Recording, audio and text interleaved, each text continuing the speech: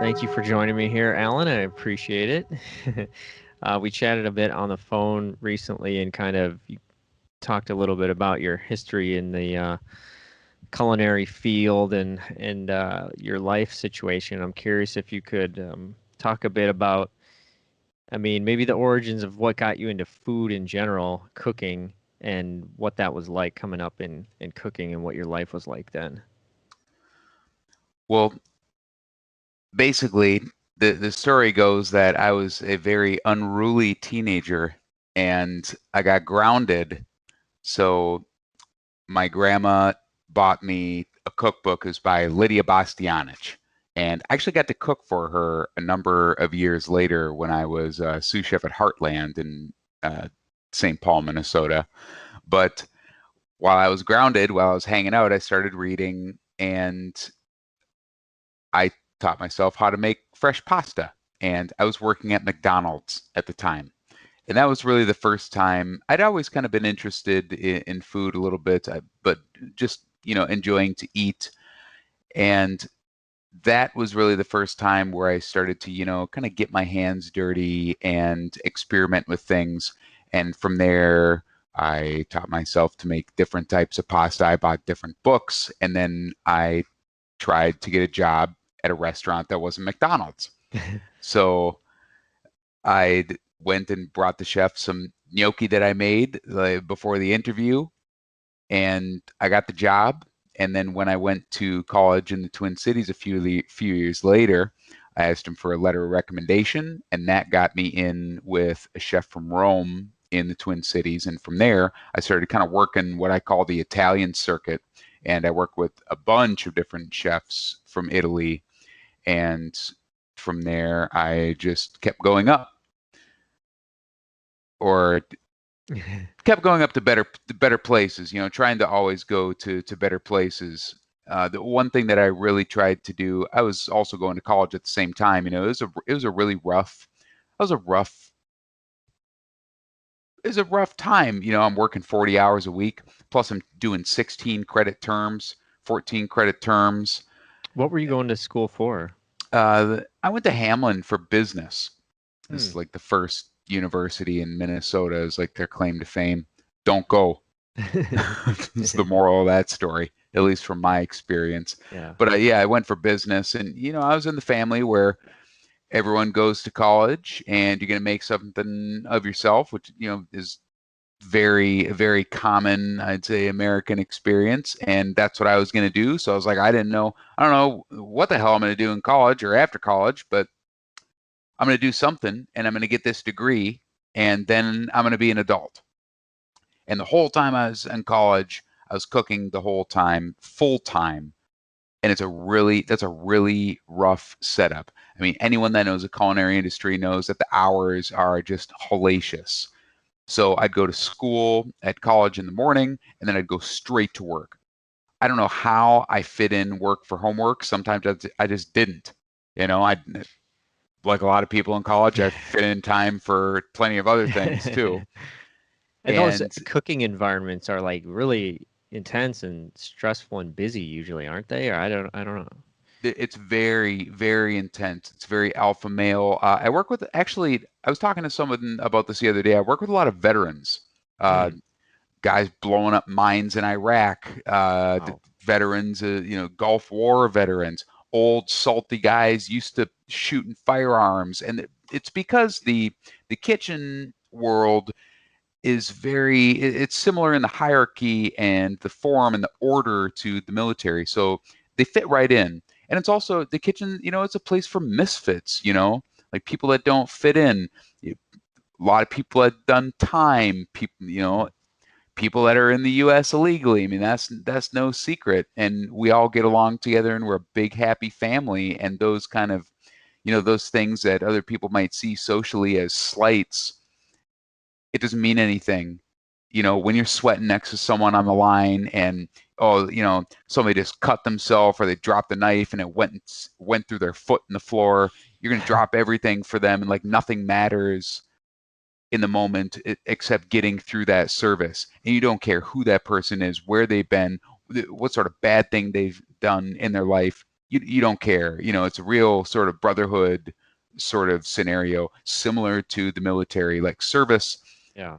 Sometimes it can feel, and we would describe it like war. It's like all kinds of shit's going on, and you don't know what's going to end, and the adrenaline's just pumping. Things can go horribly wrong. It's exciting, Yeah. and then it's done, and afterwards you celebrate. You celebrate every night. Yeah. But during college, I mean, especially like after college, I wanted to kind of talk about different from a lot of the podcasts I've been on about foraging really being therapy for me. I went to a really, nice school, and basically nice, that just think of that as expensive. And another thing that people will know about the culinary industry is that it doesn't pay. It doesn't pay a lot. It can if you are, say, an executive chef working at a corporate restaurant, or you're running a country club or something like that. It takes many years to get the experience to be able to be qualified for something like that. I'm qualified for something like that right now, but I would not touch it with a 10-foot pole. At the time, I was just a line cook. I mean, I remember back in the day, I was making $9, and I threatened the owner, this old Italian lady. Oh man, was she salty! I threatened, I'm gonna leave and I'm gonna go to this other restaurant if you don't give me a raise. I was making $9, so they're like, okay. I remember she said, "Don't ever do this to me again. Here's a quarter raise." Oh God. And I'm going to a school that's $35,000 a year. After I got out of college, it took me a little while. I ended up making my terms kind of less credits so I could work more. And I'm constantly, during this time, I'm constantly trying to work at better and better places. I never cared about the money. I would take a pay cut any day of the week to be able to go work for a chef with a big name, or a place where I thought the food was way better. I did not care. All I did, like my whole life, all I've done is just follow my passion, and just think like, hey, you know what? I don't know what's going to happen, but I feel like the universe is telling me that if I keep doing what I'm doing, if I just keep following the bunny down the rabbit hole, something someday is going to work out for me. Yeah. And it took a really long time, and for a long time I thought, I looked at my friends who went from being a line cook at a nice restaurant to being sous chef somewhere else, that making reasonable money. I'm like, this is not, I don't know what I'm doing. And eventually, once I got done taking my classes and I graduated, I was then looking at trying to pay college tuition bills with a line cook salary. And that was probably the start of that was the start of the darkest period of my life. And it got to the point where I was paying $700 a month in interest, which is basically rent for an apartment. Mm-hmm. And it got to the point where I had just gotten to Heartland, which was really where I cut my teeth on how to write a menu, how to work it with amazing ingredients, how to work nonstop, still for little money, and I will say happily for little money, because I was working for a celebrity chef, Lenny Russo, one of my idols, and a guy that now I'm close friends with, and a relationship I wouldn't change for the world. But it got to the point where I was working there, where I had to make a choice. I couldn't pay my bills. Mm-hmm. And I had to give up my apartment that I had, and I could have gotten a job, in hindsight. I could have said, you know what? I'm going to go work at this country club, which there was a number of them that I like moonlighted at. I'd work 2 jobs sometimes, Mm-hmm. all while I was going to school. I'd go work at like one shitty restaurant and one nice restaurant, just not tell everybody about the other one. They're like, I just need a couple extra bucks, you know? Yeah, yeah. And I could have gone to, you know, a couple different country club or something, and been a sous chef and made a little bit more money. But I stayed there because I believed in it and I believed in myself, and I was obsessed with what I was learning. I've always just been obsessed with learning and studying, and I kind of go from section to section. Like I get obsessed about one thing, and then I Yep. just research everything I can about it. First it was Italian food, then it was French food, and then after that came wild food. But it got to the point where I had to give my apartment, and I moved into my friend's basement. So at this point, I can see how that whole experience through college and working all these, working so much, partying after work, Every day. to relieve the tension and then grinding it at school. It's like that's just a recipe for burnout right there. Not to mention Yeah. then getting out of school and having this, it sounds like the financial stress was probably one of the biggest drivers after school to really put you in this, dark scenario. I mean, is that accurate? Like now you're living in a friend's basement, you're still paying, an apartment's worth of money per month just for interest on student loans and It was only the interest. yeah. It was like the debt was insurmountable Yep. because I wasn't going to culinary school. And, you know, in hindsight, I can say all kinds of things. I wouldn't tell anyone to go to culinary school either Hmm. because, you know, look what I've done. Look at the chef that trained me. I mean, look at Lenny Russo. You look at Andy Lilja, another great chef. Neither of them went to culinary school. Lenny was a child psychologist. Hmm. You know, the kitchen is something where you can. It's a craft, you know, and it's something. A craft is something you like apprentice in, so you can learn on the job. Yeah. Culinary school is well known. A lot of the culinary schools, like Le Cordon Bleu, had a big scandal a number Mm. of years ago, and now they're not around anymore. There, So there's classic.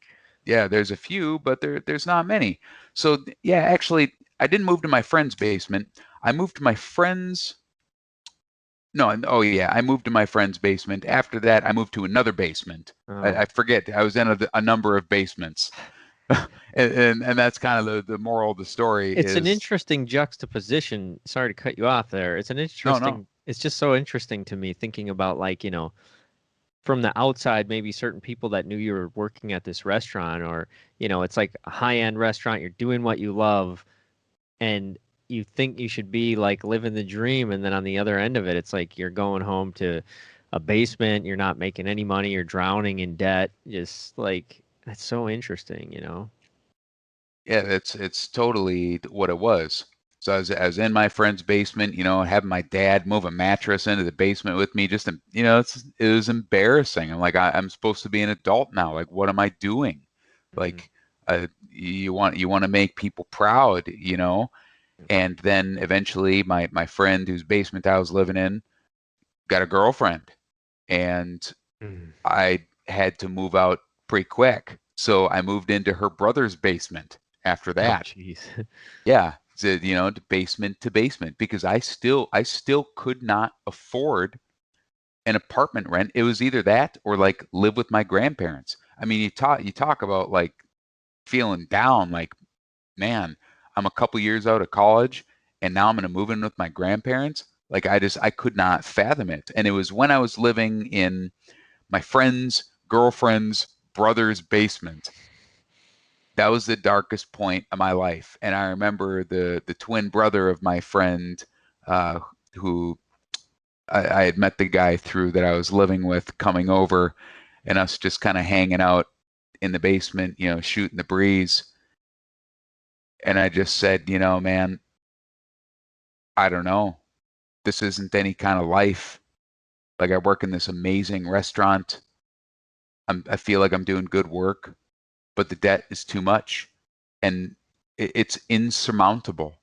Like I'll never be able to pay it off. I'll never get out. And I just said like this is not like a life worth living.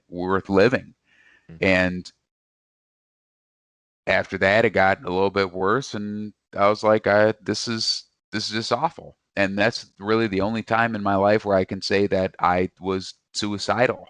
Mm. Because, well, then I got Lyme disease, and that kind of compounding with everything else. Had to cook. I was wearing an eye patch on the line and earplugs Why because is the that? sound. Well, Lyme affects everyone in different ways. Yep. How it affected me is it scrambled my neurology and interacted with the pre-existing condition, but it also gave me Bell's palsy.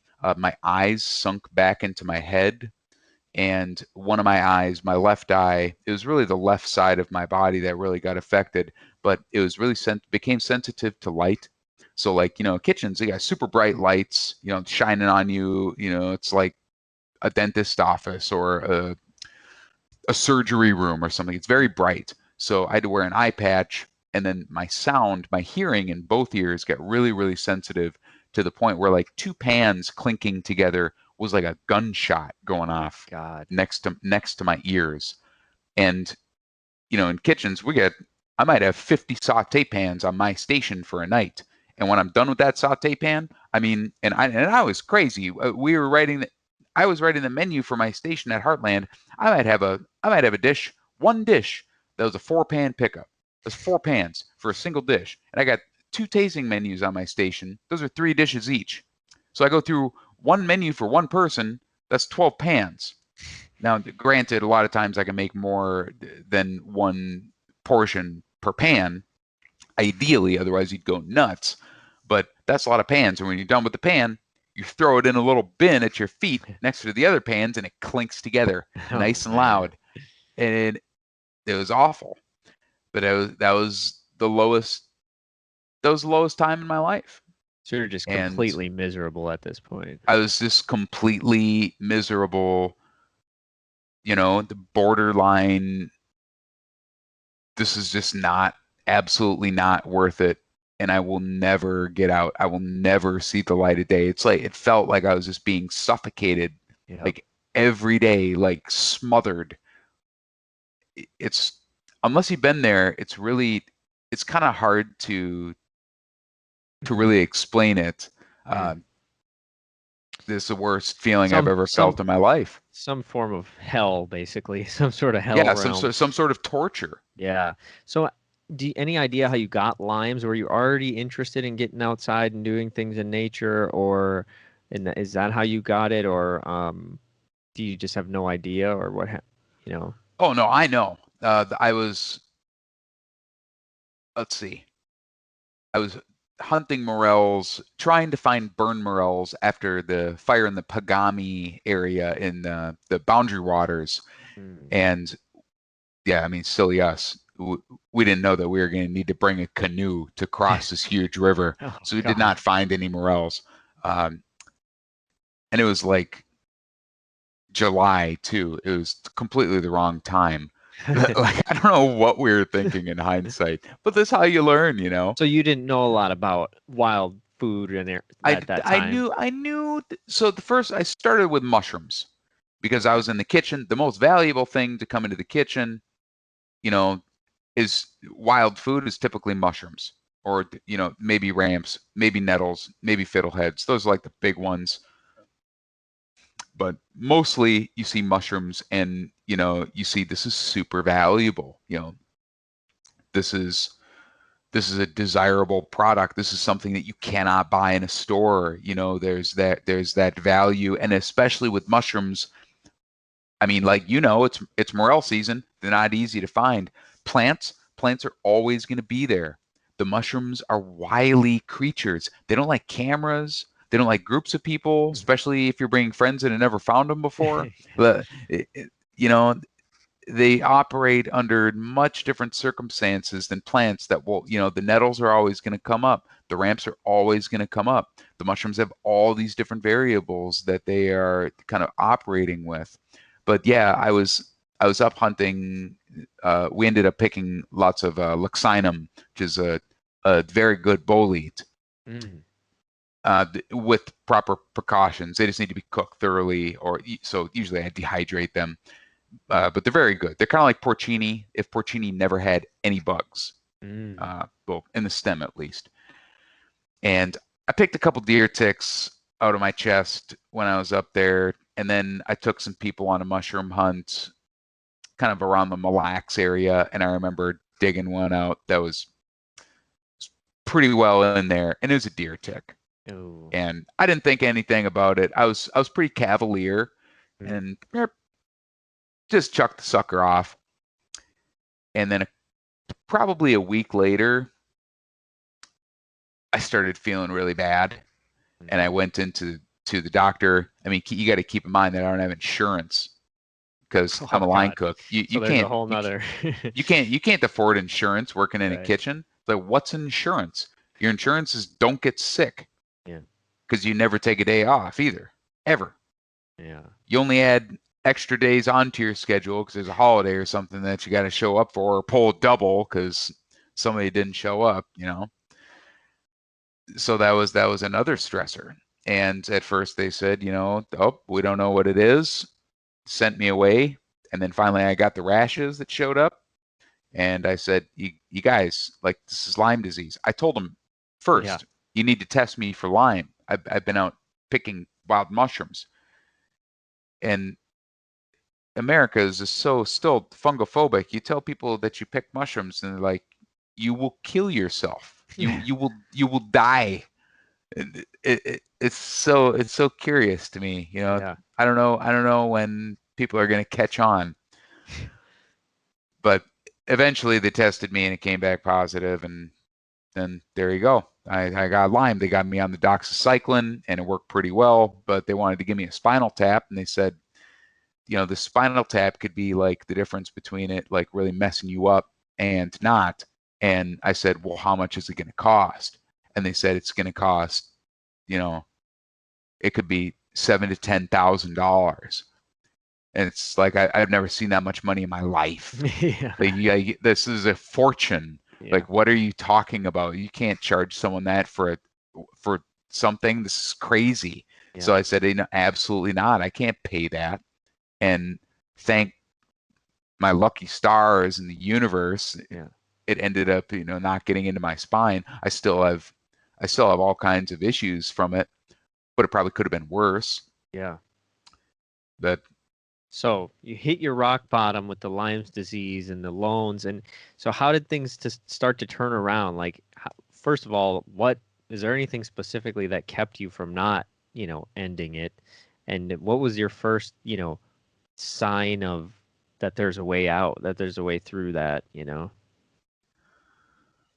Well, I had a little bit of a godsend where my dad worked out this deal on our family farm by Wilmer, Minnesota, by Grove City, more specifically. And he bought a wind farm. And there's kind of a clause in there where he could only own so much percentage. So he had to give me a little percentage of it. So I ended up getting like a little bit of money per month for my shares in it. Not a lot, but better than the stick in the eye. And it made me feel a little bit better. It helped me out a little bit. It would never support me or anything, but it was a little bit of help. It took just like a little bit of pressure off. And I started really getting into the wild food because I could bring it into work. I was writing the menu every day. I knew enough that I knew I would not poison anyone. I was very careful. I made sure that I wasn't bringing in just like random things. I was bringing in very common things, common mushrooms, common plants, stuff that everybody knows. Because it would be not only my reputation and my job online. If something bad happened, it'd be my boss.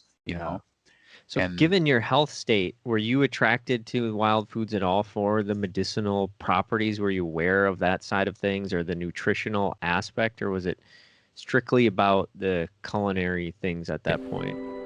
Hello, friends. If you would like to support this podcast, Wake Aware Alive, head over to jacobgossel.com. That's Gossel. Scroll to the bottom of the page and you can find a handful of ways to support the show. The first one is Patreon. You can click on the Patreon button and you can become a patron of this podcast. For a small monthly fee, as little as $1, you can help support the show, and you'll get some exclusive content and interaction with me. Another way to support the show is the PayPal, Venmo buttons, or the cryptocurrency keys. You can use any of these to send a one-time donation to Awake Aware Alive, and this really helps keep the show going. Lastly, you can share this episode with a friend, and you can leave a rating and a review on the Apple Podcast app or any app that allows ratings or reviews. This is a small thing, but it's really meaningful to me, and it makes a big difference. Lastly, I just want to thank you for listening to this show, because that in and of itself is a huge support. So I hope you enjoy the rest of this episode with Alan Bergo. Now, back to the show. Well, it was definitely not medicinal aspects. I've never really been too interested in that. I mean, that's a whole different world, you know. And at the time, I really didn't know many plants. It was just all about the mushrooms because I was in restaurants. That was the most precious thing that we got. So that was really what I focused on. And you know, it was exciting. It was importantly, it was something I could do it was free. You know, I could be broke and pissed off or whatever, and it didn't cost me any money to go out before work and hike for a couple hours. You know, sometimes you get skunked. That's why I started learning my plants better, because mushrooms don't always cooperate. But it was something I could do that was free, and it's still free, and it's fun to get stuff for free. You know, that'll make anybody feel good, no matter what you're doing. No, you know, if I'm having a horrible day, or say, if I'm getting ready for what I know is going to be like a really brutal, like a Friday or Saturday night service, going out in the morning was like a sort of meditation. You know, it was really. That's really kind of what it is. Like, you know, I don't know if you've heard people talk about like flow state, where time seems to pass when you're doing something that you're good at or that you're really into. And on another level, it was kind of like therapy too. I mean, it felt healing to my psyche. It gave me a place to take all that energy, all that angst and frustration, you know, hurt from whatever, and the, you know, anxiety of not being able to pay my bills. It gave me a place to really focus my energy and really focus it in a positive way, where instead of, you know, crying in my Wheaties and feeling down about myself, I could do something that gave me a benefit, gave me a leg up in a really competitive work environment, and I was constantly learning too. So then, were you consuming some of these foods as well, or just bringing them into the restaurant? Oh, of course, I'd be eating them. I wasn't eating them. You know, I wanted to make sure that I was harvesting enough portions and stuff for the restaurant, so I wasn't eating them, you know, nearly as much in the quantities that I do now. I mean, we try to eat a pound of wild greens a day here. Wow. So I mean, I wasn't eating that much because I was working so much, and I just didn't have the fridge space. I had like a beer fridge at home, you know, it's enough to pack full of morels or, you know, chicken of the woods, but that was really about it. Now I have more space to hold things, so I can store a lot more. So, but you know, we're eating stuff on the line. You know, I'd always be tasting things during service, and I had to. You know, you have to know how something is going to work before you serve it to people that are going to pay a bunch of money for it. So, were you kind of, you know, were there other people bringing wild foods into the restaurant, or were you kind of like, you know? I mean, obviously, maybe to some extent, but were you kind of going above and beyond what some of the other people do? What did people think of what you were doing there? Oh, they thought it was cool. I mean, they got to see new things, but no one was doing anything like that. Yeah. And I knew that no one would. It's a ton of work. People, especially this time of year, people will ask you, like, they'll ask me, how do you find morels? How do you do it? I saw that picture you put up. Like, that's a lot. And it's not easy. And the answer is boots on the ground and hard work and spending time in the field. That is how it's done. Randomly with mushrooms, there will be the occasional easy lunch, so to speak, where, oh, here's 50 pounds of chicken of the woods, or here's a 20-pound hen, and you get that in one shot, and you could randomly stumble across it. That's not the norm. I think I'm similar to a lot of people, especially cooks in the culinary industry, where I started picking mushrooms. I thought, I could make some money doing this. I could supplement my pay. And that's not reality. You're going to be lucky to fill your gas tank. So I quickly got disillusioned with that and had a reality check that was much needed.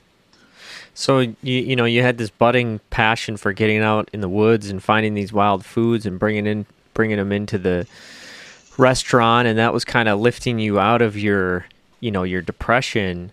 And when did that really like click and go beyond just something fun on the side to bring in foods to the restaurant? And when did it really start to feel like something that was consuming you, or something that you were going to do and move into your own realm of this wild food culinary kind of niche? Well, yeah, that's a good question. So when I was living in the first basement, in my friend's basement, before I went and lived with his brother-in-law, my friend was really into what I was doing, and he loved to eat. So I'd be cooking for him all the time, bringing things back from the restaurant, a little foie gras here, a little bison tenderloin there. We ate very good.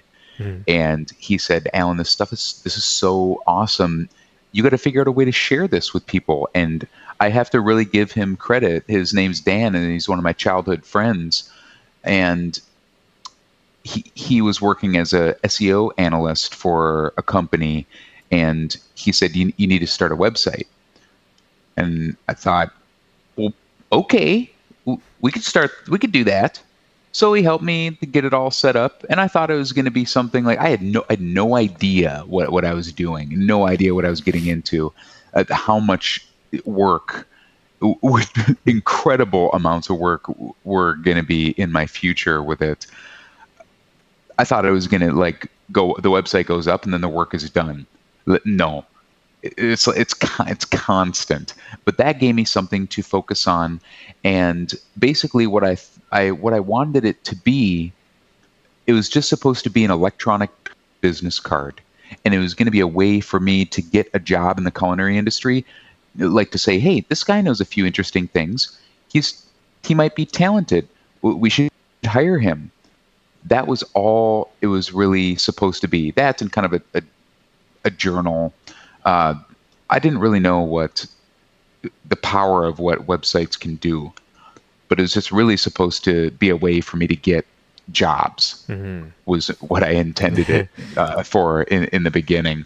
And then after a little while, I'd say probably a year or two of doing that, I got the chance to open up my first restaurant, which was the Salt Cellar.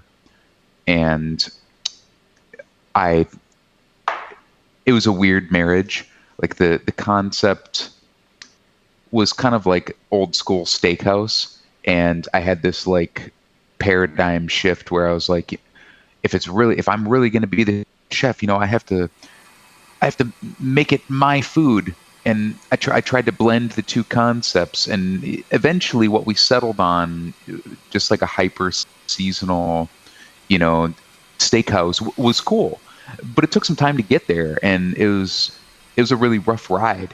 But in the process of doing that, I got a little bit more freedom as in kind of just like choosing what I did on a day-to-day basis as the executive chef.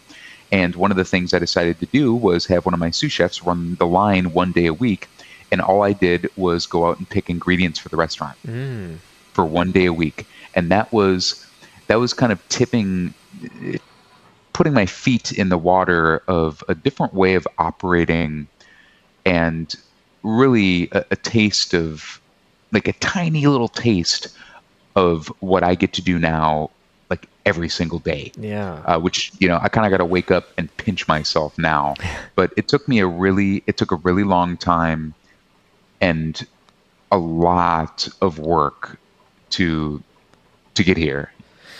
And it sounds like, it took some level of just kind of, obviously overcoming that dark, depressive period, but also some maybe surrendering to a certain level of uncertainty, because it sounds like the foraging aspect of what you do, like you knew you wanted to be a chef and you worked so hard to, excel as a chef, but it almost sounds like the foraging aspect sort of came naturally by surprise, just slowly along the way.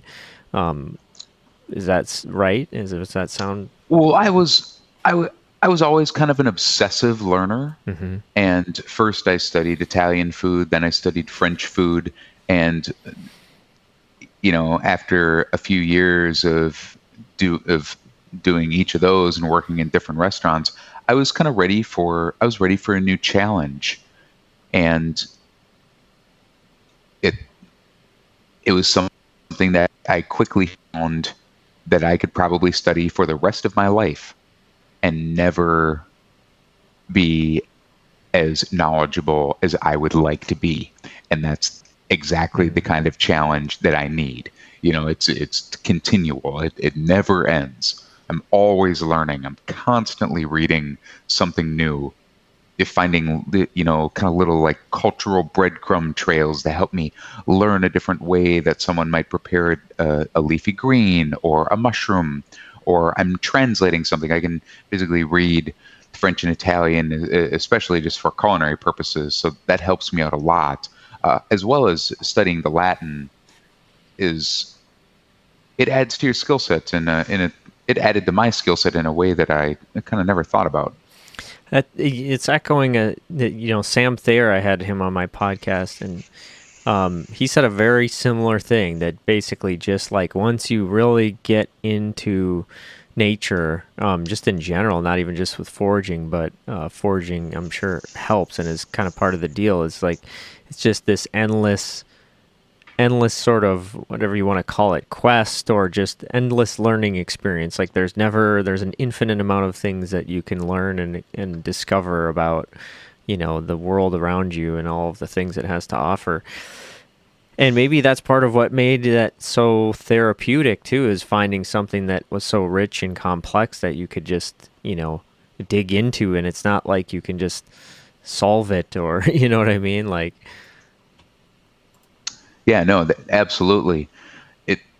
And for me, once again, it was free. Like it didn't cost anything. Yeah. I didn't have to pay really for the education. I mean, of course, I had to buy books and things and invest time, which is really valuable. Yeah. But I started to see things. I mean, what I see now in life as what is truly valuable to me, and what can give my life meaning, what can really make me happy.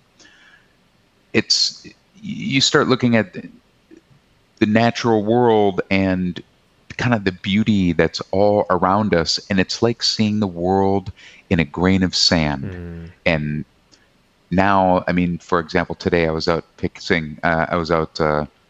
picking these swamp saxophrage shoots. I'm probably butchering the pronunciation, but they're these kind of ethereal looking, crazy green little spring shoots that come up in these wet areas, and they're so beautiful. Like, chefs would kill to have them, and they will never be able to have them. They're a little bit hard to find, but I can just sit and look at this thing and I get all excited because I get to eat that. It looks like a space vegetable. Like little things like that make me so happy.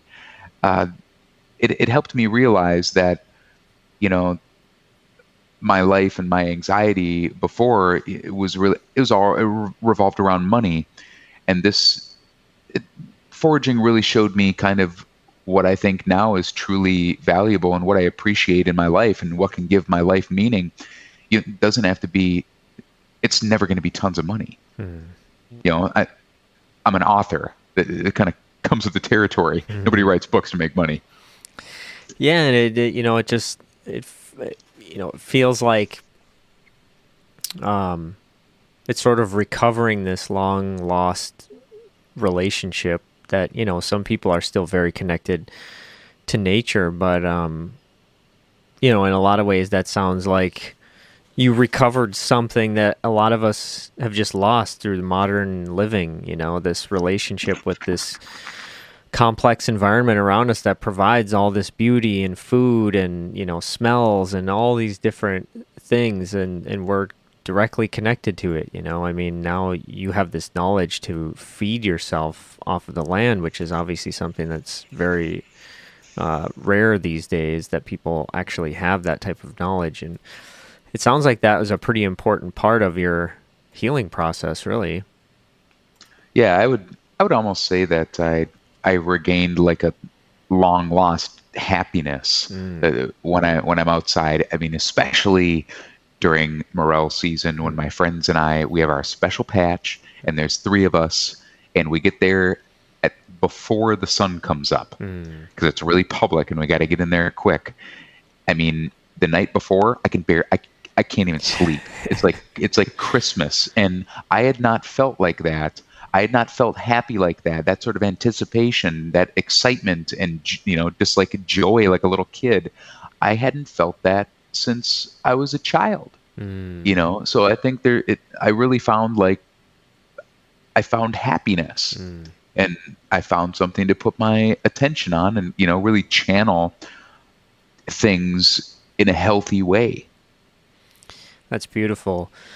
Yeah, and it's so amazing how it paired so beautifully with your career and what you were doing. Like it didn't have to be something separate from, what your original passion was. I mean, not only could you be excited about finding these things to cook, but you could bring it into a restaurant and make it part of, what you do for a living. I mean, that's a pretty amazing thing.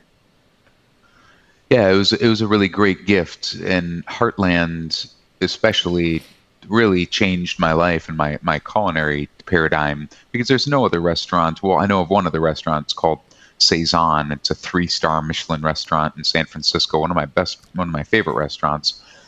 And there, the cooks are allowed to experiment and work on dishes themselves, and that really increases the creativity of the restaurant itself, exponentially. But truly, what it was for me, is a great gift. At first, it was really, really tough, and they almost fired me in the first 6 months. But after a little while, I'd go in and we'd rewrite the menu every single day, and I had on my station, 2 different 3-course tasting menus, of which I did most of the courses. Then I'd have separate entrees. And then 4 side dishes that I would pick up everything, and everything changed every single day. Wow. And each of those maybe have 4, 5, 6 components. It was like going to the Marines or being like a Green Beret, because I'd have to walk in. First, that's a crazy menu for any person to execute, but then I had to walk into the restaurant, look at the cooler with a menu with all kinds of scribbles from the night before, and see how am I going to change this. And repetition makes anything routine. And after doing that for 4 years, it was a new skill set. And it kind of allowed me to just take an ingredient, taste it, and then just make. I know how it's going to work. Yeah. It's instinctively. It built my culinary intuition. That's so cool. How do you, something I've wondered about is, bear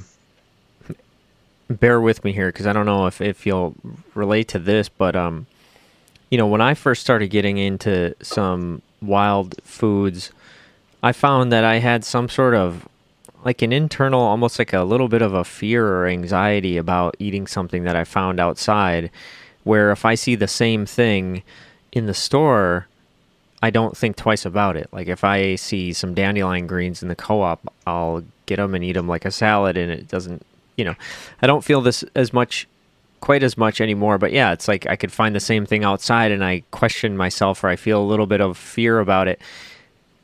I'm wondering if you've noticed that in general in our culture, and if there's, I'm just wondering how like it's perceived differently once a wild food is brought into a high-end restaurant and put in a dish like that. It's perceived completely differently. You bring something into a high-end restaurant and it is like the height of cuisine. This wild thing is not tamed and put onto a plate by the chef and has, mastered nature, dominion over the natural world.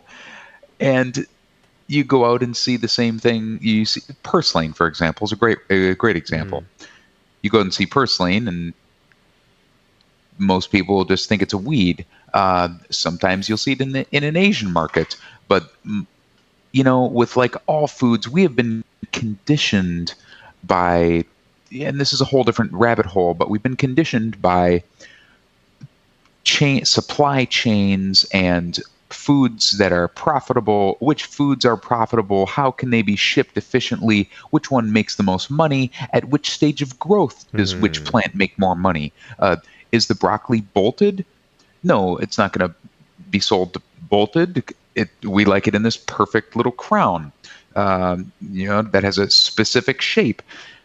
But we don't sell the leaves of broccoli, which are also excellent because they're probably going to wilt a little bit faster. And there's all kinds of examples like that. But we've been conditioned to see foods in a certain way, and also to think of wild food as evil, dangerous. The mushrooms, especially, we're still pretty fungophobic in the United States. People think, a lot of people will say, if you say wild mushroom, especially in the Midwest, they just mean morels. Yeah. And if you say any other mushroom, it's like you will die if you eat that mushroom. Like, I don't care what it is, but there's only one mushroom, and that's a morel. Yeah. Yeah, and that's part of what I love about, what you do, following you on Instagram and seeing, these plates that you do of these wild foods, and they just look gorgeous, and it's like taking something, you're right, like you did a beautiful dandelion crowns plate, and just thinking about like how many people spray these toxic chemicals in their yards that just destroy the environment and make us sick. And, to kill something like that, and here is you preparing it in this beautiful, nutritious, amazing dish. Like, I don't know, it's just highlighting what is possible with what people look down upon even. Yeah, and it's really, like I said, to see the world in a grain of sand. I forget the rest of the poem, but to take something like that, like a weed, and to make it beautiful, I think that's pretty cool. That makes me really happy. You can take something that people think is trash and say, well, actually, if you do X, Y, Z, it can be wonderful. And it's not terrible to see them in your lawn. Your lawn is actually just a bunch of monocultured grass, and it'd probably be better if you had some more dandelions. Yep. Yeah. It's interesting just thinking about as we're talking about this, I'm sort of reflecting on the parallel almost between like your story of going through this depression and kind of, turning your outlet of therapy into your sort of career, and taking something like a dandelion that's kind of like looked down upon and turning it into this kind of masterpiece. It's like, it's almost a gift that you were so burdened by this debt, because maybe if you weren't, you wouldn't be so apt to just kind of like give so much time to something, because it's free and because you just needed some sort of outlet. Yeah, no, that's a great point. And a number of people, mostly in my family, have told me that, like, actually, well, look how it turned out. And sometimes I want to say, well, it took me 15 years of, blood, sweat, and tears to be able to say, I'm self-employed and I hunt mushrooms and plants for a living. Yeah. Yeah, how rare is what you do? I think there's one other person, and I can't remember his name, and you would probably know who he is. It's yeah, I can't even remember his Instagram handle, but he's doing some similar. I mean, he's out foraging all the time, and he's a chef. But I mean, it just seems so rare what you're doing, and it's so amazing that you found that, found what you have. Yeah, I mean, there's a few people. I'd say Hank Shaw is someone That's that who I was look up thinking to. of. Yeah, that's Yeah, what and Hank is a friend of mine. He should be coming out for a dual book event. I think this is the first time I've talked about it publicly. He should be coming out for a dual book event for my book and his book this July at the farm here in Wisconsin. Great. So I haven't seen him since his book, I think Duck Duck Goose came out. So I'm looking forward to that. Yeah, no, Hank's a great guy, and he's a lot more talented than I am. Well, I could never be the judge because I know not the first thing about the culinary arts. But And the beautiful thing is with wild food, you really don't have to. I put up a recipe a while ago for making steamed nettles. And that's something really simple. Like you can just these ingredients, when you're working with ingredients that are of such high quality, you are working with ingredients that most people will never be able to work with such high quality in their life. I mean, if you have a garden, that can be similar, but to really cook them well, you just have to do as little as possible to them. So it doesn't take a rocket scientist. It doesn't take a Michelin-starred chef to make food that you harvest taste good. It just takes a little restraint, not getting too creative. So you steam some nettles, and then you taste one, and you make sure that it tastes good to you, and then you put it on a plate, and you put some butter and salt on it, and that's it. That's all that they need. And many plants, I would say the majority of plants, are going to be the best prepared as simply as possible. So you really don't need restaurant culinary skill to make a lot of the things that I share. I may share things that are a little more complex once in a while, just because I need to for my own personal creative purposes. But you don't need to be you don't have to do things like that. Less is more. And another thing I used to tell my cooks is, before you put one more thing on the plate, take something off. That's cool. Yeah, I'm definitely a minimalist. You won't see me putting food on plate with the tweezers, especially the mini tweezers. There's not tiny little blurbs of sauce all around here with the squeeze bottle and multicolors. That time for me was very short-lived, thank God. But I like food very simple. I like home cooking, and that's what I share. That's what I try to share with people, is that things don't have to be very complicated. Something can be beautiful, and it can be very simple. And that's another great example. The nettles, like, yeah, possibly even more than, or just as equal as dandelion in terms of, like, so many people just despise nettles, and they're invasive, and they're this and they're that. It's like, it's so interesting once you start to enter the wild food world. It's like a completely different plant. It's like thought of just completely. Yeah. It's revered. Yeah, revered. Yeah, absolutely. And I mean, nettles are one of the most widely eaten foods around the world, and they have always been wild because they are so prolific and so good at they're so hardy. Some people would say hard to get rid of, but they're so well adapted to all kinds of different places that they've never needed to be cultivated. Yet they are still one of the most widely consumed wild foods in the whole world.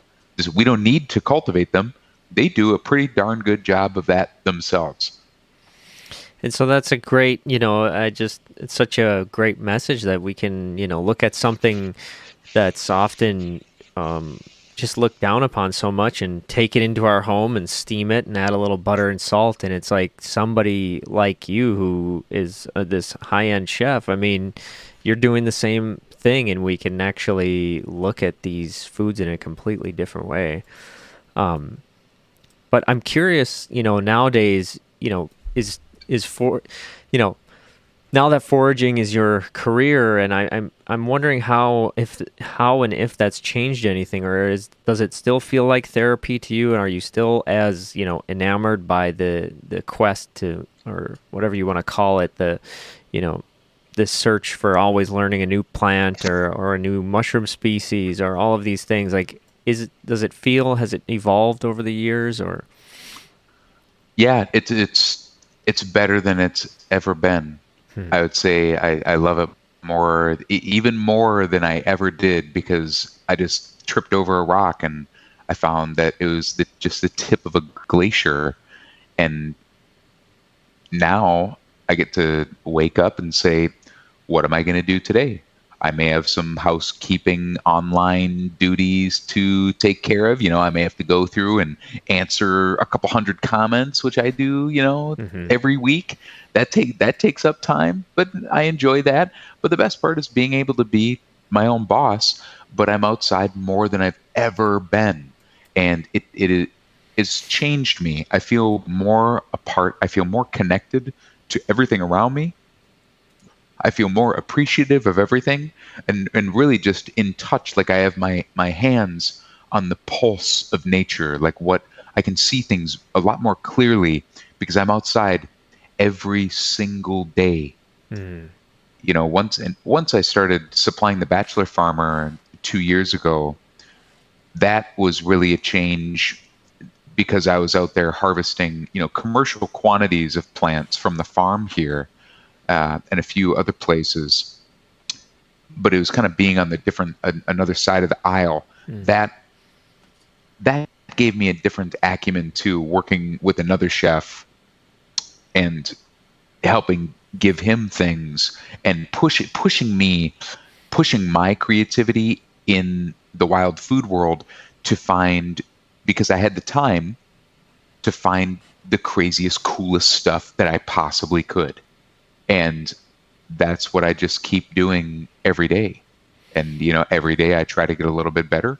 I try to learn a little bit more, but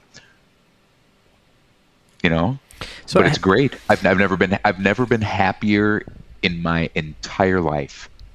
That's a great message for anyone who, finds themselves in that dark place that you were in, to see how a life can transform to such a great extent. And not, most people are not going to go and make a career out of it. Yeah. Because it's a shit ton of work. But going out and picking some nettles or learning a new plant or finding an epic patch of mushrooms, that can go a long way towards, showing you happiness that you never thought you had inside of you. Maybe since you were a child, like me. Yeah, I can relate to that for sure. I mean, just the small amount of like getting into foraging and things. It's like coming back this year, and after a year of learning and being excited for spring and wild leeks and fiddlehead ferns, it's like, man, yeah, I don't ever remember being excited. It is very much like a Christmas type thing, because it's this certain time of the year, and there's a very limited period of time that some of these things are around, and you have to be really in. And the interesting thing for me is what I kind of think about is a lot of the things about that people think of as biohacking, like certain light therapy and circadian rhythm things. It's like just starting to get outside more often and be interested in the environment around you. It kind of just automatically starts to take care of some things related to health. So maybe you weren't attracted to foraging for medicinal benefits, but along the way, you know, I got some either way. inadvertently, yeah, you were getting medicinal benefits. You were getting vitamin D. You were getting, Exercise. fresh air, exercise, all the different things that come along with that. So it really just seems like it's kind of a multifaceted, holistic way to just improve your life, really. Yeah, and it's more than food. Like it's a connection you can make with the natural world that can, I was looking for mushrooms and I really kind of found myself, That's cool. Yeah. So nowadays, I mean, well, for one, before I ask that, I'm curious, have you ever ran into any issues either with yourself or even more so inside the restaurant, inside restaurants, as far as, having any concern or running into actual problems with maybe certain plants not being agreeable for certain people or, anything like that, or how difficult is it to take any of that stuff into consideration? And I don't mean to add to the fear about wild foods in any manner, but I also just know that obviously, even in non-wild foods, there are certain things. I mean, certain people have allergies, whatever the case may be. Yeah, you know where I'm going with this. Yeah, I mean, not really. Like I said before, I really stuck to the really commonly known stuff. But some people have allergies to things. Yeah. For example, I was at a black morel. One of the best examples is I was at a black morel event in northern Minnesota. It has to be like 8 years ago now. And the species up there is different than Morchella americana. It's Morchella septentrionalis, or a very similar one.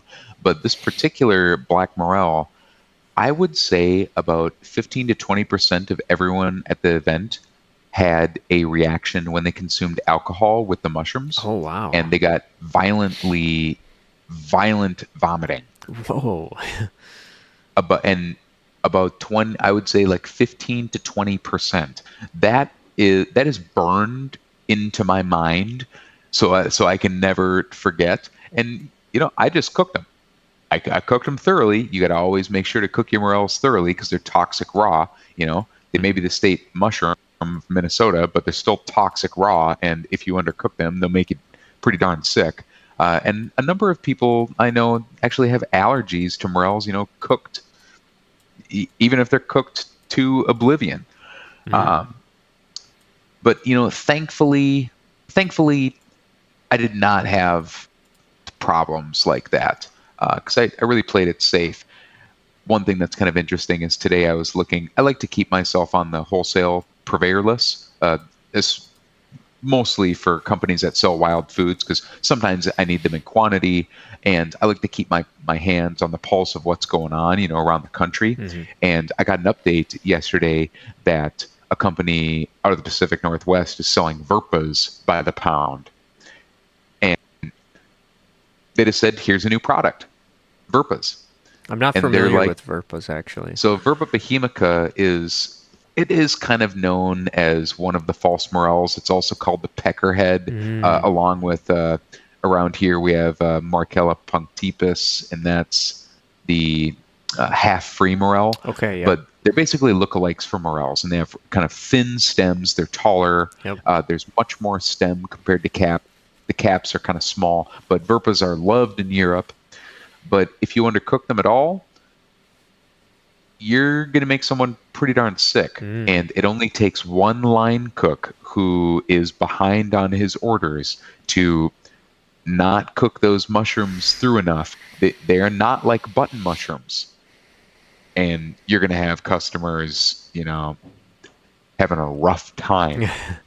And then, getting in touch with the restaurant and not having a pleasant experience for a number of reasons. So I was surprised that the wholesaler didn't have any sort of disclaimer at all,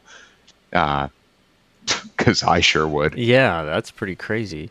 What about with your, with your own pursuits of really getting creative and learning about new plants and maybe things that are technically edible, but maybe you can't eat large quantities or these types of things? I mean, any bad experiences or apprehension in that area, or do you just are you so sort of into this stuff by this point that, just along the way you've learned, to trust yourself and your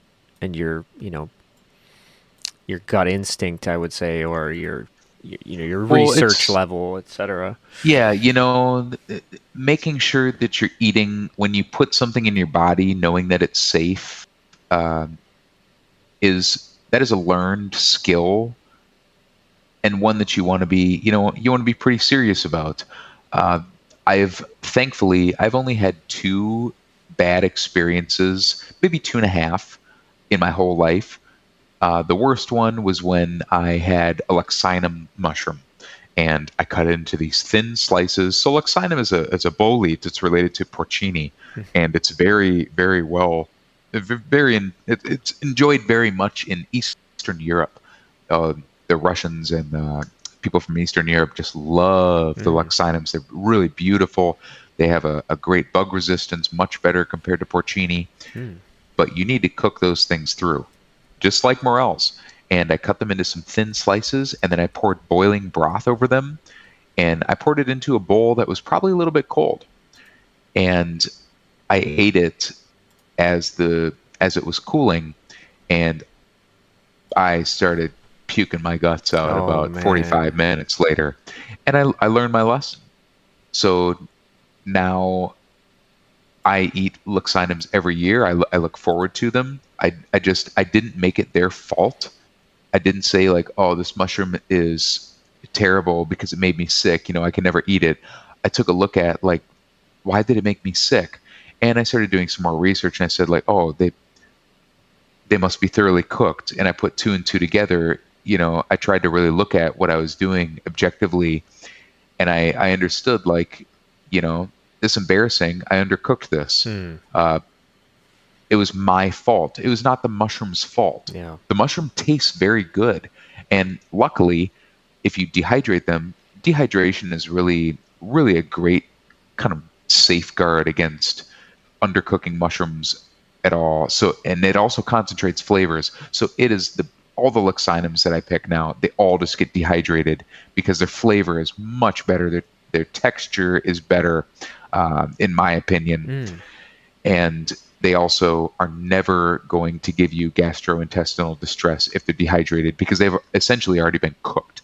What's your general dehydration method, and then what do you like hydrate them after, or how does that? Well, I dry them. Typically, I dry mushrooms at 145 to 150 degrees Fahrenheit, and that's basically the high setting on your dehydrator. Okay. But I slice them thin. Some of the mushrooms, like today, I started dehydrating a bunch of Gyrometra corfii, and those all leave whole or in large clusters. It kind of depends. The beautiful thing with mushrooms is that the morphology can really inform how you cook with them, like the shapes. You can substitute mushrooms for each other in many different recipes, but you can also take mushrooms and celebrate their individuality and showcase them for their different shapes and textures and how they look on a plate. And I would like to think that I've been a champion of that for my culinary career, and that's really something I got from I was inspired by a chef named Jean-Louis Paladin, who didn't necessarily say that he was doing that, but kind of did it instinctively. And yeah, it's one of the ways mushrooms are special. You had the bad experience getting pretty sick. Yeah, I got sick, and then the other 2, 1.5 maybe, I before I'd ever picked a ramp, I ate a lily of the valley. Is that the tiger or not? Is it? No. These are different, but they're absolutely toxic. Or I was thinking of what I'm thinking of is trout lilies or whatever. Okay, yeah, well, and lily is applied to a lot of different things, like day lily, trout lily, lily of the valley. These are all like so these are super completely different plants. Sure. Yeah, they're very toxic. And all I did was take a bite, and I was like, "Oh, that looks like a ramp."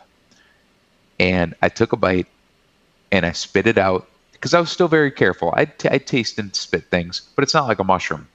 And I took a bite and chewed it around for a little bit, and my mouth was on fire like I had guzzled Tabasco for 3 days.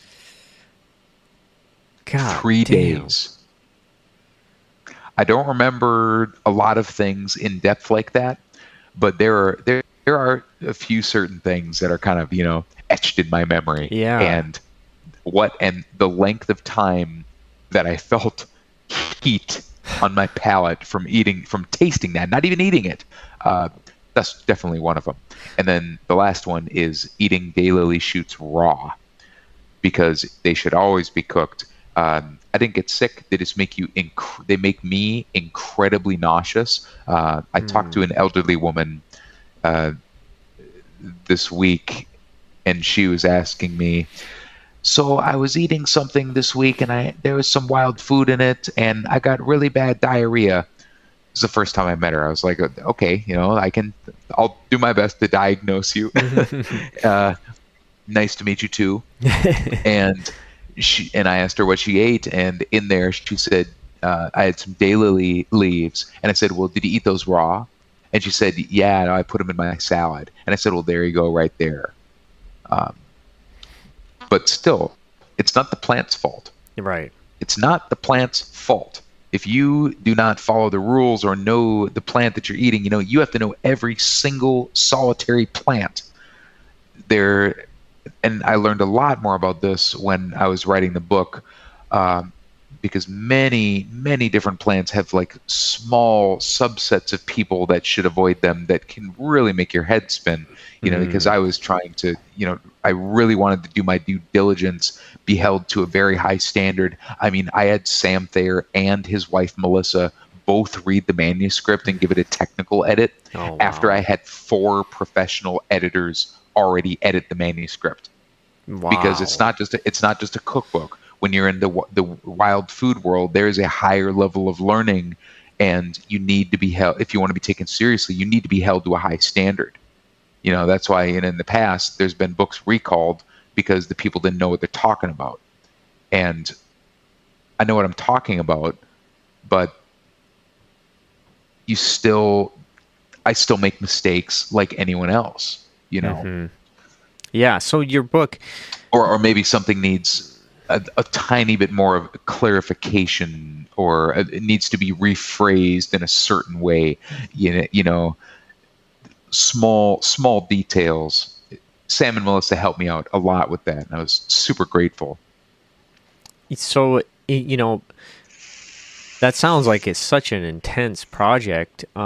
Obviously, I'm sure the dishes alone are, is a huge project. So then, does it end up, like you're saying, it becomes a combination of almost a foraging book? And I mean, do you go in depth on some of these plants as far as, I mean, how much information do you give as far as the actual like foraging type field guide type information? You know what I'm trying to say? Yeah, that's a good question. So it's not a field guide. Right. I'm not a botanist. Yeah. I'm not a mycologist. I am a cook. I've worked with food my entire life. I have a passion for wild plants and mushrooms, but there are people out there. So Sam Thayer, I'm so blessed to call this guy and his family a friend. He's so far beyond what I will ever be able to achieve in my knowledge of working with plants. When you meet someone like that, like I've eaten the food of a few chefs where I taste the food on the plate and I instantly realize that never in the course of my life will I cook food this good. And I know. And when I read Sam's words, when we hang out and we talk about plants, I know I will never. There's nothing that I can do to ever be nearly as good at identifying or knowledgeable about plants as Sam. So that it is not a field guide. My book is not a field guide. I point people in the direction of field guides that I really like and trust, because also books, publishers want them to fit into a certain set of parameters, and it's just, that would be too much. So I describe things, I give helpful advice, especially, if there's, poisonous lookalikes or something like that. I cover all the bases there, but it is really what it is. It is a culinary companion to your field guides, because so many field guides are out there that have been written, with so much more knowledge than I will ever have. I'm not even going to try. I'm not trying to do that at all. Yeah. I feel like I give enough information to help people learn and for people to feel safe and to feel comfortable, but it's definitely not a field guide. It's more like, here's a bunch of really cool things you can make with plants and herbs and garden vegetables and nuts and starches and wild rice and hickory nuts and black walnuts, all kinds of really fun stuff. And you don't have to be a rocket scientist to make these things. You may want to be a little familiar with wild food. And, I kind of think that some of my work makes the pill of studying wild food literature like field guides, which can be kind of boring sometimes. I like to think it makes that pill a little bit easier to swallow. Yeah, it's enticing me, to be honest with you. It's like, oh wow, it's like, okay, this plant is edible, great. What am I going to do with it? I love that a culinary companion to your field guide. That just sounds so cool. What's the name of your book again? I forget. It's called Flora. The technical name, the whole name is the Forager Chef's Book of Flora. And when is that actually for sale? It's just a pre-order at the moment, correct? Yeah, it's in pre-order. It's going to come out in late June through Chelsea Green. And I spent 3 years on it. Wow. I started writing the proposal when I was still running my last restaurant. And then after it closed, I basically took a year to lick my wounds and, find some jobs and take it easy for a little bit and be outside a whole heck of a lot. Still studying stuff all the time.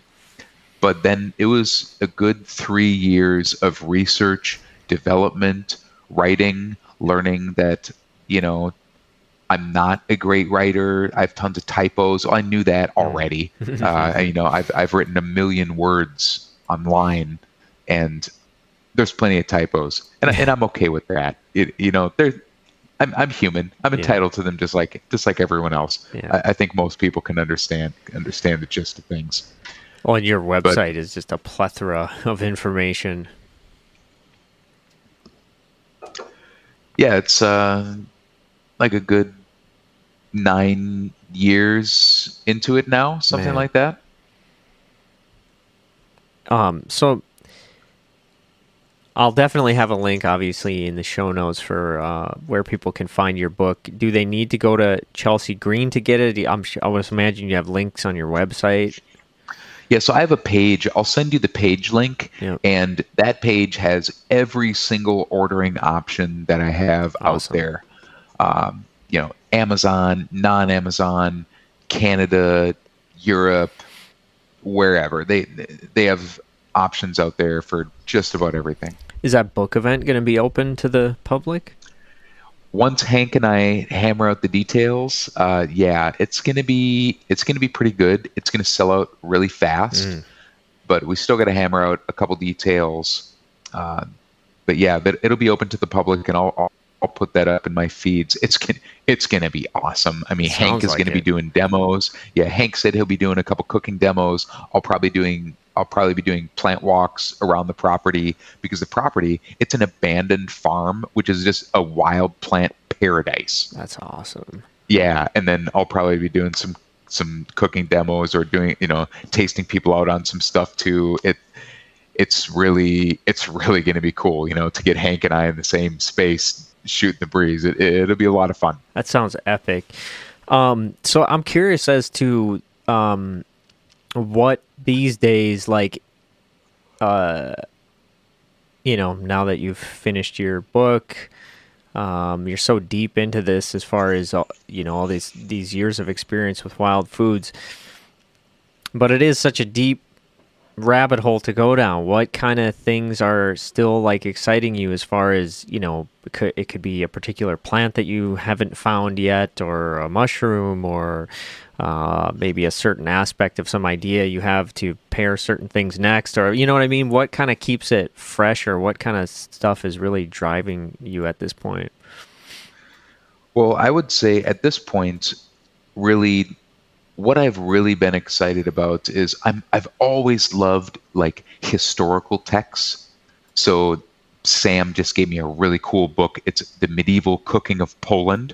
Whoa. And there's all kinds of wild food in there, because that's just how they ate. Yeah. But looking at really historical references and cultural traditions that are, really old for working with wild foods. The past is really the future in my mind. Like, for example, in the book, I demonstrate how to make hickory nut milk. And it's making a nut milk out of wild hickory nuts that you don't have to pick the nuts out of the shell. You take the nuts, and traditionally you would crack the nuts, and then you put them in something called a butagen, which is probably going to be a hollowed out birch trunk. And then you have like a 6 foot or like a 4 foot mortar and like a mortar, it's like a giant mortar and pestle. And you pound the nuts and their shells into a paste. And then you take that, it's like a ball of nuts and shell. Like, these shells are super hard, right? You take that, you put it in water, and you bring it to a simmer, and you let it cook for a little bit, and the whole room smells like the richest pecan smell that you've ever smelled. And then you let it settle for a little bit, you turn the heat off, and the shell fragments, because they're denser, they sink to the bottom. And then you ladle this kind of semi-chunky pecan essence out of it, sweeten it with a little bit of maple syrup, and you have it as a sort of liquid dessert. And it's a traditional Native American method that they have used for like thousands of years to extract fats out of a nut without having to pick them individually out of the shell. And it is freaking delicious. Like, incredibly delicious. But that's an example of one really cool cultural tradition that we can take and, celebrate the history of where it's from, and then use it to make new and interesting things. Another example is, I have a book called The Piante Spontanee, and it's in Italian. So each recipe I take out of there, it's all Piante Spontanee. It means spontaneous plants. And it's basically like a term of endearment that Italians have for wild plants. Like, these plants are spontaneous. They're just like coming up all over the place. I love the terminology there. And each recipe I have to take and translate from Italian, but it's like recipes for specific species. Like, this soup is made with campion greens. This soup is made with nettles.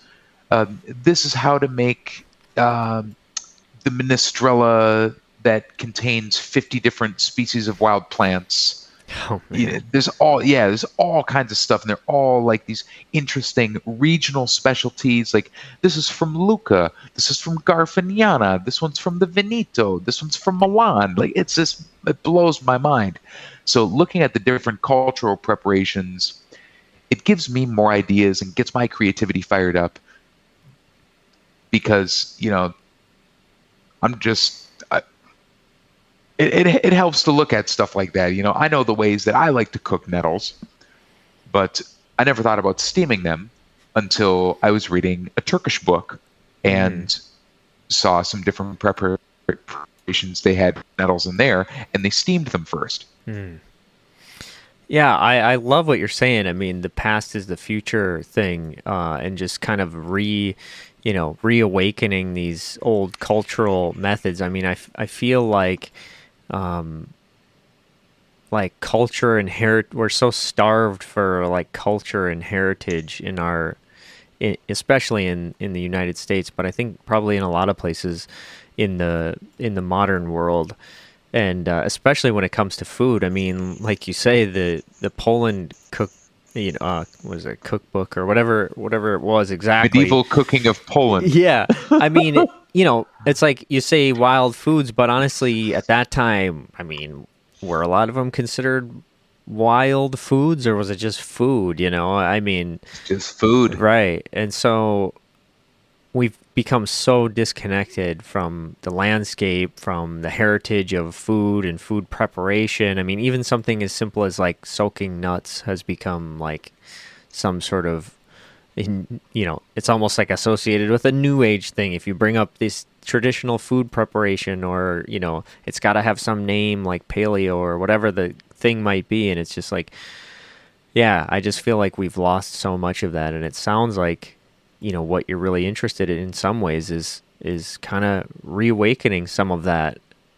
heritage, even if it's not from our own ancestral lineage per se. It's like just heritage of humankind in general, Yeah, absolutely.